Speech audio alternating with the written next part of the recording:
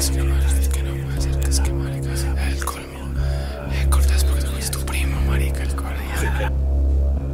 Знаете, вчера беше Хелоуин, а днес е деня на узбекистанските будители. Вчера стана нещо и не знам какво стана, защото нямам сценарий, но сега ще се опитам да го импровизирам. Вчера стана нещо много странно. Целият ми живот е странен. Съжалявам, евреите ме спънаха. Вчера стана нещо мега странно и сега ще ви докажа, че дори изкуственият интелект потвърждава, че вчера стана нещо странно, защото аз самия не знам какво стана. Микрофоните, мислех си, че микрофоните не работят, сигурно, защото евреите ги спря.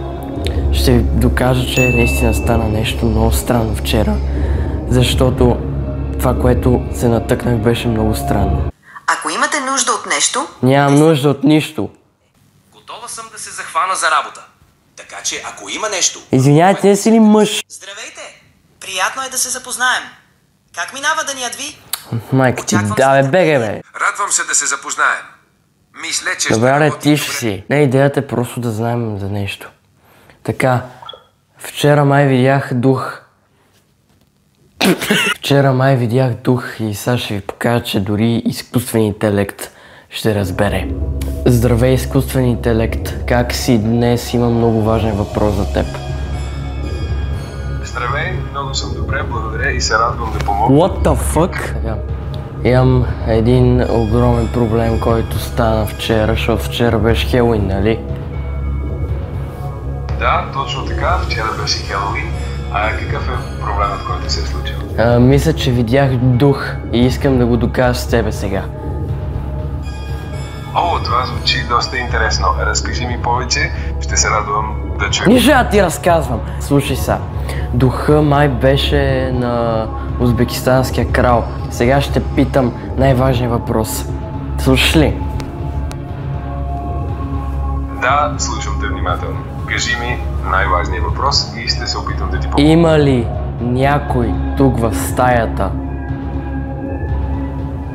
Това е доста загадъчно.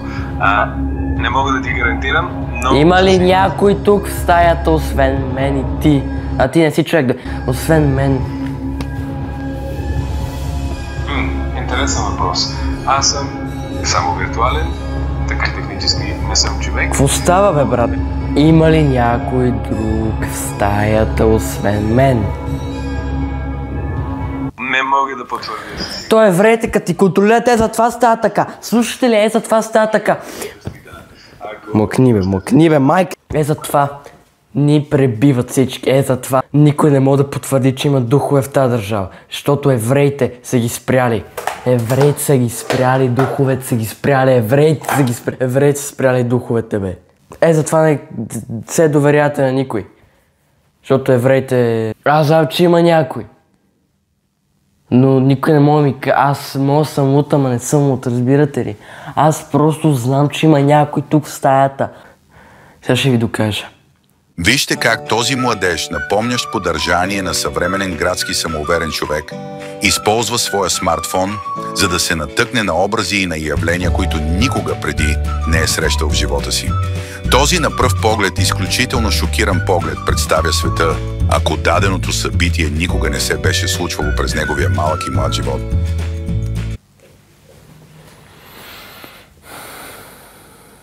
Що